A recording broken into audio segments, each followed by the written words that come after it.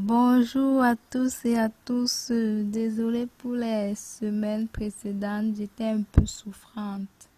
C'est pourquoi je n'ai pas fait d'enseignement. Mais aujourd'hui, nous allons clôturer notre chapitre 3 intitulé L'Esprit de la Vierge Marie en présentant d'autres attitudes de la Vierge Marie, à l'instar de sa pureté immaculée. Quand on dit que Marie est pure de façon immaculée, ça veut dire elle est née sans le péché originel, dont l'Esprit Saint l'avait préservée dès le ventre de sa mère du péché d'Adam et de Ève, au regard de la mission qu'elle devait accomplir. Certaines personnes pensent que c'est une invention, c'est un dogme, que Marie était une femme comme tout le reste. Elle a eu le privilège d'enfanter le Christ, mais elle était une pécheresse. Moi, particulièrement, je ne partage pas cette idée parce que j'ai fait dans les sciences, et qui dit science dit logique. Si la Vierge Marie était née avec le péché originel, c'est que le Christ lui-même devait avoir en lui le péché originel.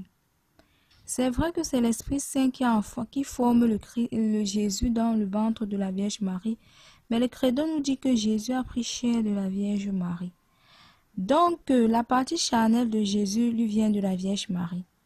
Moi, je pense que si nous admettons que Jésus est un être pur, c'était Dieu, bien qu'il était homme, il avait toujours cette posture de Dieu en lui. Ça veut dire que la Vierge Marie qui lui a donné cette chair,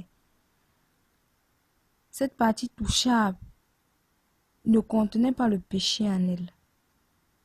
Parce que quand nous naissons, dans notre ADN, il y a les informations du Père et de la Mère.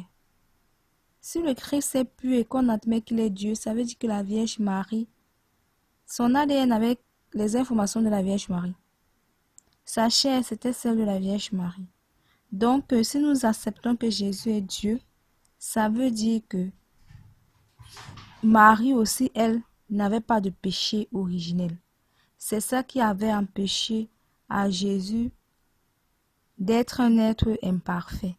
Donc moi, je ne partage pas l'idée selon laquelle la Vierge Marie n'était pas immaculée conception. Ça, c'est d'après ma logique scientifique. Il y a aussi l'apostolat. L'apostolat, c'est quoi? Apostolat vient d'apôtre. Apôtre, ça veut dire mission. C'est une mission que tu fais au cours de la semaine au nom de Jésus, pour la gloire de... Au nom de la Vierge Marie, pour la gloire de Jésus.